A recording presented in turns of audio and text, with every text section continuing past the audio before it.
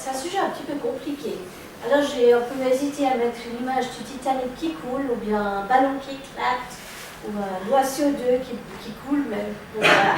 Finalement j'ai écrit loi CO2, puis voilà, on verra pour la suite. Donc voilà, merci à l'autre salon de nous accueillir ici, et puis pour les locaux. Alors la loi CO2, en gros, son but c'est ça, hein, c'est d'éliminer les CO2 suisses, enfin d'éliminer les CO2 émis en Suisse. Et puis je remercie Swiss Youth for Climate parce qu'il y a 2-3 slides que j'ai empruntés chez eux, dont celui-ci d'ailleurs. Voilà. Alors, le CO2 en Suisse, c'est quoi? Donc on parle évidemment des émissions de gaz à effet de serre émis en Suisse, et ça représente 48 millions de tonnes de CO2 ou équivalent par année, donc à peu près 6 tonnes par habitant. Et ces 6 tonnes par habitant, ils se décomposent. Alors, en fait, pour comprendre ce qui se passe, généralement, on décompose par secteur d'émission. Donc, ils se décomposent en transport, à peu près un tiers des émissions, en bâtiment, c'est-à-dire en chauffage et en eau chaude, un quart. En industrie, c'est tout ce qui est produit par les usines qui produisent du gaz à effet de serre, c'est un cinquième, puis un petit peu d'agriculture. Et puis, il y a des choses qui ne sont pas incluses dans ces chiffres, parce que c'est comme ça que ça a été défini au niveau de la comptabilisation. C'est l'aviation, Philippe en parle après.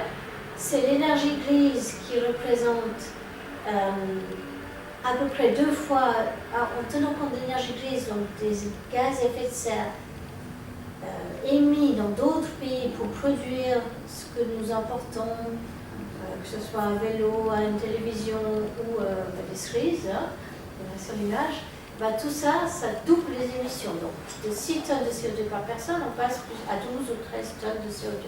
C'est assez difficile à être précis, mais c'est par autour. Et puis après, la place financière, là, on multiplie carrément par un facteur 22, c'est-à-dire que l'argent investi depuis la Suisse représente 22 fois les émissions de la Suisse. Alors vous allez me dire pourquoi on s'occupe des émissions suisses, vu que c'est 22 fois les émissions. Alors effectivement, là, en fait, il y a des projets au niveau de l'Alliance climatique et d'autres pour le désinvestissement, pour parler des caisses de pension, etc. Mais ce n'est pas le sujet d'aujourd'hui. Donc on s'en occupe aussi. Néanmoins, ce n'est pas parce qu'on s'en occupe aussi qu'on peut se dire oh, c'est bon, en Suisse, je vais continuer comme maintenant. Et puis voilà. Donc aujourd'hui, on parle de la partie suisse, ni de l'énergie grise qui est là, ni de la partie investissement. Alors je viens à la Suisse. Que veut faire la politique climatique suisse? En fait, on part de 1990 et on dit on veut diminuer les émissions depuis 1990 d'un facteur 2 d'ici 2030, donc diminuer de moitié. Puis on va continuer comme ça, et la politique officielle, c'est que d'ici quelque part dans la deuxième moitié du siècle, on va être ce qu'on appelle neutre, c'est-à-dire qu'on n'émet pas plus de gaz à effet de serre que ce que la nature, les arbres et tout peut absorber. Ça c'est sympa, sauf qu'après, il y a le rapport 1,5 du GIEC qui est arrivé, qui a dit si vous voulez limiter à 1,5 degré, eh bien, il va falloir faire mieux que ça. Voilà. Et bien, en fait, il va falloir arriver à 0 net en 2050 déjà. Ça change quand même un petit peu la donne, ça veut dire qu'il faut aller plus vite. Et en plus, il nous dit que 1,5 degré, c'est déjà pas terrible, mais c'est drôlement mieux que 2 degrés. Donc la cible, clairement, doit être 1,5 degré et donc 0 émission nette en 2050. Ça veut dire aussi que, en fait, cette cible de 50%, ou en fait ce que propose de faire la politique suisse, c'est 50% en Suisse ou à l'étranger, et bien comme on doit arriver à 0 déjà en 2050, il faudrait déjà mieux être à 50% en 2030, au moins 50%. Donc cette histoire, y compris dans les pays tiers, pour nous, il faut l'enlever. Donc la loi sur le CO2, elle est dans ces objectifs-là, 50% de réduction des émissions d'ici 2030, qu'il faut en fait remplacer, donc 30% en Suisse, 20% à l'étranger. Et en fait, la cible, ça devrait être, simplement, tout en Suisse. Donc toutes les diminuer de moitié en Suisse d'ici 12 ans, 11 ans. Question pour clarifier. Donc, quand on parle de mesures Dans les pays tiers, on parle de quoi exactement? Par exemple, racheter des droits d'émission ou de replanter des arbres, ou c'est quoi? Ouais, c'est plutôt replanter des arbres ou faire des projets climatiques. D'accord. On n'est plus, je crois, dans les certificats d'émission qu'il y avait dans Kyoto, on est plutôt je finance un projet sur place. Le grand problème de ça, c'est la double comptabilité, parce que si mon projet, c'est inciter les gens à acheter des vélos électriques, déjà, c'est pas très précis de savoir quel est l'effet de ce projet, parce que peut-être qu'ils auraient de toute façon acheté un vélo électrique, et puis à la fin, on ne sait pas trop qu'est-ce que ça représente, et puis quelle est la part imputable au pays et quelle est la part imputable à la Suisse. Et quand on parle de la diminution en Suisse, on parle juste de la diminution des émissions de gaz à effet de serre produites en Suisse, ou aussi, parce que la comptabilité, elle est en fonction de là où le pays est émis. Donc quand j'achète un ordinateur qui a été fabriqué en Chine, c'est comptabilisé en Chine. Oui. Donc cette partie-là, est-ce qu'elle est inclue dans l'objectif de diminution en Suisse, ou c'est encore quelque chose de séparé? C'est séparé. Le canton qui l'inclut, c'est le canton de Genève qui a fait un objectif avec ça, mais au niveau de tout le protocole de Kyoto et maintenant le protocole de Paris, tout est comptabilisé comme ça. Il faut dire que ce n'est pas très facile à comptabiliser cette énergie grise, parce que ça veut dire qu'il faut suivre la filière d'où vient mon vélo, par exemple, si je l'importe, ou mon ordinateur. Et si mon ordinateur il est fabriqué avec de l'électricité provenant de charbon, l'empreinte de mon ordinateur sera beaucoup plus élevée que si d'aventure le pays en question construit un barrage hydraulique. Ouais. Son mix énergétique change, l'énergie grise diminue. Donc c'est pas très facile à comptabiliser l'énergie grise. Il y a une manière très très simple de le faire, ce serait de mettre une taxe carbone mondiale sur tous les produits, et puis à ce moment-là, automatiquement ça serait contenu dans le prix. Oui. Et aujourd'hui, il n'y a rien comme ça en place, et donc le choix qui a été fait dans Kyoto et dans Paris, c'est que chacun est responsable de ses émissions. Si chacun joue le jeu, ça va fonctionner. Voilà, donc comment est-ce qu'on va faire ça? Donc, selon nous, 50% de diminution en Suisse, il y a la loi CO2 qui est là. La loi CO2, elle date de 2000, elle a été écrite dans un premier temps pour le protocole de Kyoto, pour en fait répondre aux engagements de la Suisse en protocole de Kyoto, celui dont les US sont déjà sortis avec Reagan. C'est Reagan qui est sorti, non? Bush, enfin un des présidents américains est sorti du protocole de Kyoto, mais une partie des pays européens sont restés dedans, et donc la Suisse a fait une loi CO2 pour ça. On a fait une première révision, et maintenant on essaye, on tente de faire une deuxième révision pour répondre non plus à Kyoto, mais à l'accord de Paris.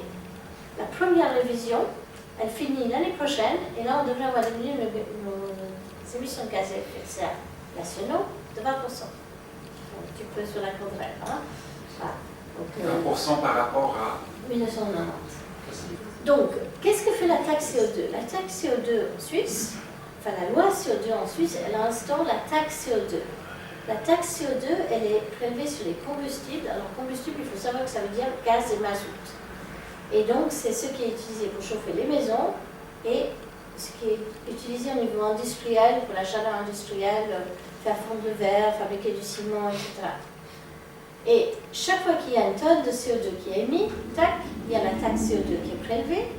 Et la taxe, elle va utiliser un tiers pour les rénovations des bâtiments et 2 tiers, elle est retrocédée aux entreprises sous forme de réduction de l'ABS et à la population sous forme de réduction de l'assurance maladie. Ça fait à peu près 4 francs par mois par personne. Donc ce n'est pas un impôt qui fait marcher l'État, c'est un impôt qui est incitatif. C'est une taxe en fait. Et puis, au niveau du transport, qu'on appelle carburant, essence ou diesel, ce que prévoit la loi CO2, en fait, ce qu'on a déjà accepté avec Énergie 2050, c'est que les émissions des nouvelles voitures doivent diminuer de 130 à 95 grammes de CO2 par kilomètre, et pour les camions à 147. Et puis elle prévoit aussi, elle prévoit aussi qu'il y a une compensation sur l'essence. C'est-à-dire qu'aujourd'hui, la compensation est, je crois, de 8%. 8% du prix de l'essence, il va dans des projets actuellement en Suisse pour faire différentes choses. Là, c'est le slide d'après. Il y a une fondation qui s'appelle CLIC, une fondation très intéressante, dont on va parler d'ailleurs, La fondation CLIC, elle gère des projets. Donc ça, par exemple, c'est un projet où elle fait des réseaux de chaleur à distance, chauffage à distance. Et en fait, le 1 ou 2 centimes prélevés sur chaque litre d'essence, il va à la fondation CLIC qui gère un tas de projets tout à fait utiles qui permettent de diminuer les émissions ailleurs en Suisse dans d'autres domaines. Je ne suis pas perdu. Par contre, l'effet incitatif de 1 centime par litre, il est quand même assez faible. Et dans la révision de la loi CO2, eh bien, on parle d'un montant de 8 centimes, 25 centimes. Probablement, il devrait aller jusqu'à 40 si on est réaliste. Alors, ça, c'est les deux choses qu'il y a dans la taxe CO2. Et dans la loi CO2, il n'y a rien sur l'agriculture, ça doit être traité ailleurs, on attend. Et puis, ça, cette courbe-là, c'est la diminution qu'il y a depuis 1990 jusqu'à maintenant. Le graphe en rouge, c'est pour les bâtiments et pour l'industrie, et on voit que là, ça a bien diminué. On a quand même perdu à peu près 6 millions de tonnes depuis 1990. Le graphe en bleu, c'est les transports, et là, ça se passe quand même nettement moins bien, puisque ça a d'abord augmenté, ça a un petit peu diminué, mais on est encore plus haut qu'en 1990. On a à peu près un demi-million de tonnes de plus qu'en 1990. Donc on doit diminuer de moitié, mais en fait on augmente. Et pourquoi est-ce qu'on a cette différence entre les deux courbes? Eh bien, la taxe CO2, celle qu'on a vue avant, elle est en place pour la ligne rouge, donc le mazout et le gaz. Et cette taxe, elle est partie à 12 francs par tonne de CO2. Et en fait, à chaque fois qu'il y a, à chaque fois qu'il y a un petit palier, le palier en vert là, si les émissions de l'année sont trop hautes par rapport à l'objectif, tac, on augmente la taxe. Donc elle a déjà augmenté 4 fois et elle est arrivée à 96 francs par tonne de CO2, ce qui fait 25 centimes par litre de mazout. Donc on est quand même sensiblement plus haut que la taxe sur les 25 centimes, ça commence à être un montant qui a un petit effet. Et d'ailleurs, ça a un effet, on les voit bien ces émissions qui diminuent en fait. Alors que la taxe de 1 centime par litre d'essence, ben non. Donc la loi permet à la taxe d'aller jusqu'à 120 francs par tonne, et la nouvelle loi permet d'aller jusqu'à 210 francs par tonne, tant qu'on accepte la loi. Donc on a en fait une politique qui est efficace pour l'industrie, efficace pour les bâtiments. Évidemment, on peut toujours vouloir mieux, mais ça fait en tout cas un effet. Mais on a une politique qui n'est pas efficace pour les transports. Et puis après, ça discute dans tous les sens, donc je vous laisse deviner qui est de chaque côté. D'un côté, vous avez des gens qui disent « Oh, la Suisse est un petit pays, nos émissions, ça compte pas beaucoup, ça n'a pas beaucoup d'impact, de toute façon, il faut pas embêter les entreprises, 210 francs la tonne, c'est un peu cher. Et puis, il faudrait surtout prévoir des mesures d'exception, et puis, etc. » Puis de l'autre côté, côté mouvement écologique, je ne voulais pas dire, on dit qu'en fait, la loi actuelle ne suffit pas pour 1,5 degré, que la taxe sur le CO2 est efficace, mais qu'il faudrait faire la même chose pour l'essence des voitures, et puis que ce serait peut-être mieux d'investir en Suisse, parce que de toute façon, il faudrait bien s'adapter tout le temps. Donc ça, c'est un peu un gros clivage politique, et puis, tu penses à quoi? Alors ça, c'est la procédure politique, c'est tout à fait digne de la Suisse. Hein. On est parti en 2015, on a le Conseil fédéral qui propose une version. Il faut dire que le système marche bien une fois que tout le monde s'est mis d'accord, hein, mais il y a une consultation publique, une deuxième version, on va au Conseil national, et pas la boum, le Conseil national, il refuse la loi.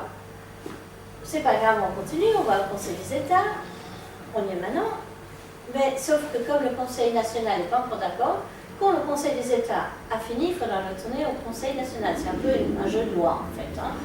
Et puis, ça continue jusqu'à ce qu'ils soient d'accord. Si un jour ils sont d'accord. Enfin, tu peux penser juste un coup. Alors qu'on parle quand même d'urgence climatique, et je pense que le terme est tout à fait approprié. Donc là, la partie de loi par rapport à l'urgence climatique, on ne sort pas trop bien quand on va sortir de ces allers-retours. C'est un petit peu le souci. Alors, qu'est-ce qui se passe au Conseil national? Juste vous montrer le premier là, voilà. Ça, c'est un petit peu détaillé, mais c'est intéressant parce que ça permet quand même de comprendre ce qui se passe. Donc ça, c'est dans la loi CO2 sur le projet du Conseil fédéral, projet qui, je rappelle, ne va pas assez loin, et sur ce projet qui ne va pas assez loin, il y a une bonne trentaine d'amendements qui ont été discutés dans tous les sens. Et là, j'ai pris les pires, en fait. J'ai pris les pires, et donc le demi-cercle, c'est l'hémicycle du Conseil national, les couleurs, c'est les partis. Donc, à droite, vous avez l'UDC et le PLR, à gauche, vous avez les socialistes, il y a le code en bas, les Verts, les Verts libres et les PDC. Donc le premier vote catastrophique, c'était en décembre, c'est qu'ils ont décidé que le terme objectif, c'est un petit peu trop contraignant, on va appeler ça valeur indicative. Donc on a vu que les objectifs c'était bien, parce que chaque fois que l'objectif c'était pas ok, tac, on remontait la taxe. Et maintenant il n'y a plus d'objectif, c'est juste indicatif.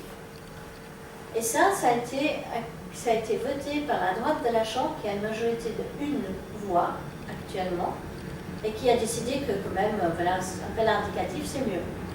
C'est ce qu'il y a dans la stratégie énergétique. 2050, c'est aussi des valeurs indicatives. Ça veut dire que c'est sympa si on fait, mais c'est pas obligatoire. Deuxième vote, c'est qu'ils ont toujours la majorité à droite, là, avec 2 petits points verts qui font exception, qui ont voté contre, mais la majorité de la Chambre, le DCPLR, a décidé qu'en fait, on n'allait pas fixer des objectifs en Suisse. Donc on a vu que l'objectif, c'était au moins 30% en Suisse. Eh ben non. En fait, on ne fixe pas d'objectif en Suisse, on peut tout faire à l'étranger si c'est moins cher, pourquoi pas. Voilà, de nouveau, des votes très très serrés à 1 ou 2 voix près.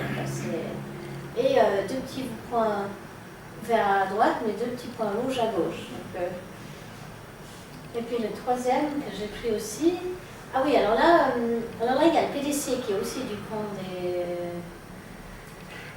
des gens qui ne sont pas très ambitieux pour le climat. Le PDC, le PLR et l'UDC ont dit on va peut-être pas mettre trop de frais sur l'essence. Quand même, il faut dire que les gilets jaunes c'était un petit peu avant, alors peut-être ça va faire un petit peu peur aussi, si on veut être gentil, mais bon, je ne suis pas sûre que le problème vient de là. On va quand même pas mettre trop de taxes sur l'essence, alors on peut mettre des taxes, mais jusqu'à 8 centimes, pas plus. Alors 8 centimes, il y a même des présentations de Lefebvre qui sont arrivées qui ont dit 8 centimes, ça ne va pas suffire pour les objectifs qu'on a. Avec des scénarios, on calcule machin, et puis on voit que ça ne suffit pas. Puis le tout dernier, c'est la taxe billet d'avion. La taxe billet d'avion, elle a été refusée, toujours les mêmes, avec quelques PDC en plus pour aider, donc pas de taxe sur billet d'avion. Et à la fin de tout ça, finalement, c'est les Verts qui en ont eu marre, les socialistes ils se sont abstenus, et il n'y avait plus que le PLR et le PDC à soutenir ce qui est resté comme loi. Donc maintenant on en est là. C'est un petit peu détaillé, mais ça permet de comprendre un peu cette logique politique qui est quand même embêtante. Alors, on fait quoi? Il va quand même falloir faire quelque chose, et il va falloir être plus ambitieux que la version qui était arrivée, qui est aujourd'hui au Conseil d'État. Elle n'est pas suffisante pour un 35 degrés. Alors pour le faire quoi, là, ça montre que chacun de nos secteurs, les diminutions qui seraient arrivées avec la loi si on la prend telle que le Conseil fédéral l'a fait. Alors on voit que les bâtiments, on va encore économiser à peu près 3 millions de tonnes. L'industrie, un bon million de tonnes en plus. Et puis là, il y a un problème, parce qu'en fait, le trait bleu, c'est ce qu'on économise en Suisse, et le trait orange, c'est ce qu'on économise à l'étranger. Et en fait, la loi, pour les transports, elle fait quasiment rien en Suisse, elle fait tout à l'étranger. Elle économise 8 millions de tonnes à l'étranger. Enfin, 8 millions, si on est d'accord de faire un petit peu plus que 8 centimes par litre. Alors, si on veut, comme on a dit, diminuer de moitié en Suisse, c'est assez simple. C'est assez simple, il faut faire autrement pour les transports. C'est-à-dire qu'on ne peut pas ne rien faire pour les transports, il faut diminuer beaucoup plus les émissions des transports. C'est les transports le problème, et c'est les transports et les lobbies automobiles qui font qu'au Conseil national, ils ont la trouille de voter quelque chose d'effectif sur les transports. Ils ont la trouille, ils représentent des gens qui laissent choisir, mais c'est là autour que ça coince, c'est les transports. Alors c'est là que tu peux cliquer sur le lien. Non, c'est bon. Ouais. C'est là que tu peux juste cliquer sur le lien.